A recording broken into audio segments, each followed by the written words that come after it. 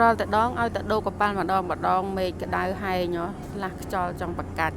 តែថ្ងៃហ្នឹងដោយសារតែមេឃរៀងសន្ទុំចឹងហើយពេលដែលធ្វើដំណើរតាមផ្លូវមកជីទូកមានអារម្មណ៍ថាស្រស់ស្រាយហើយទឹករលកក៏អត់សូវខ្លាំងប្រហែលដែរហើយខ្ញុំឡើងចដានេះឡើងមួយដោយសារតែហត់ចដាហ្នឹងវាខ្ពស់វាវែងគួរសមដែរចឹងហើយឡើងមួយតែអ្នកណាចង់លឿនអីលឿនទៅហើយក្រុមខាងខ្ញុំហ្នឹងអ្នកខ្លះគាត់ឡើងទៅដល់លើហើយខ្លះនៅខាងក្រោយខ្ញុំ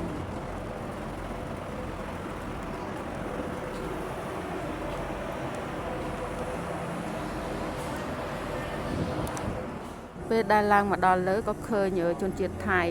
អ្នកដែលធ្លាប់ស្គាល់ពីមុនមកខាន់ឃើញគាត់យូរហើយក៏បាយដាក់គាត់ពីចម្ងាយ